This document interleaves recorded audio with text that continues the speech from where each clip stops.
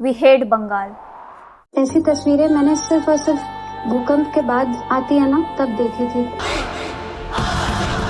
Couple था, कुराल था, सब कुछ लेकर आया था वो। आपने बॉम्ब भी था। আমাকে তো আমার সামনে খেতে হবে বলে আমার মায়ের তো তাই আমার ফ্যামিলিকে ছুটি। बंगाल जल रहा है।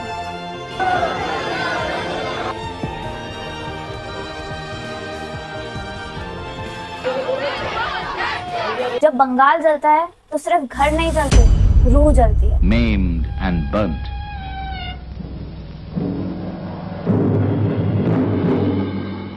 बंगाल तो एक ऐसी मिसाल है जो पूरे भारत को रोशन करती है, लेकिन कई दफा इसको आग में धकेला गया है सिर्फ और सिर्फ पॉलिटिकल फायदे के लिए। ब्रिटिशर्स ने बंगाल को तोड़ दिया, ईस्ट और वेस्ट बंगाल बना दिया। रीजन बोला एडमिनिस्ट्रेटिव कन्वीनियंस, रियलिटी थी divide and rule. 1946 Muslim league चाहता था कि पूरा कलकत्ता ईस्ट पाकिस्तान का हो जाए, उर्फ ईस्ट बंगाल का। तब आया नाम गोपाल मुखर्जी। उन्होंने हिंदुओं के अंदर एक ऐसी आग जलाई कि अपना कलकत्ता बचा लिया, नहीं तो आज कलकत्ता भी बांग्लादेश का एक पार्ट होता। 1971 में ईस्ट बंगाल और ईस्ट पाकिस्तान का नाम बांग्लादेश कर दिया। कलकत्ता वेस्ट बंगाल के साथ बचा, लेकिन अपने रूह के जख्म के साथ। लेकिन आज वही चीज रिपीट बिल्कुल नहीं हो रही है। इलेक्शन का मतलब डेमोक्रेसी है ना, पर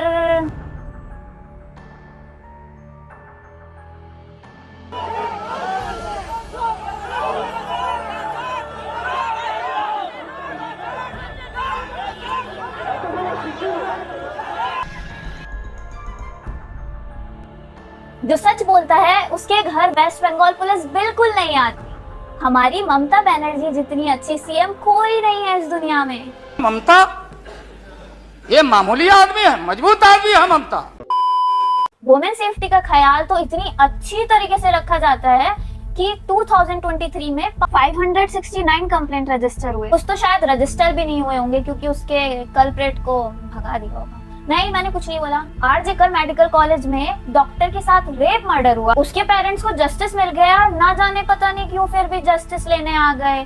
सही किया पुलिस वालों ने कि लाठी चार्ज करके उनका सर फोड़ दिया और उन्हें हॉस्पिटल भेज दिया। अब बंगाल में जो हो रहा है वो डिक्टेटरशिप है या डेमोक्रेसी, आप ही डिसाइड कीजिए, वरना मैं डिसाइड करूंगी तो विवाद हो जाएगा गाइस।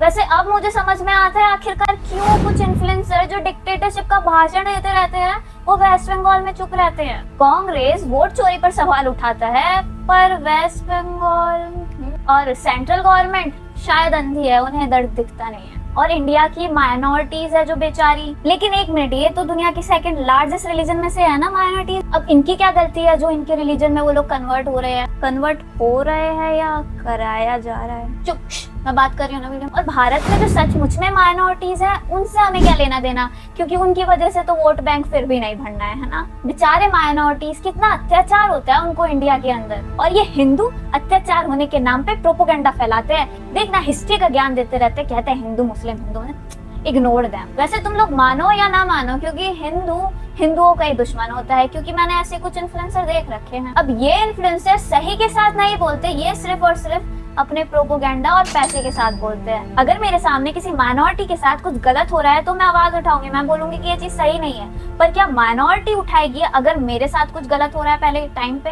हिंदुओं के अंदर एकता तभी आती है, रियलाइज तभी होता है जब उनके साथ गलत होता है। हिस्ट्री में बंगाल ने हर दफा अपनी रूह बचाई, लेकिन अभी भी बंगाल अपने दर्द से उभरा नहीं है। अगर हम ऐसे ही चुप रहे तो कल को टेक्स्ट बुक लिखेंगे Bengal once had a culture but it burn to ashes. तो सवाल ये है, आप क्या चाहते हो, जलता हुआ बंगाल या जीता हुआ बंगाल? पर फिर भी किसी को दिखेगा नहीं।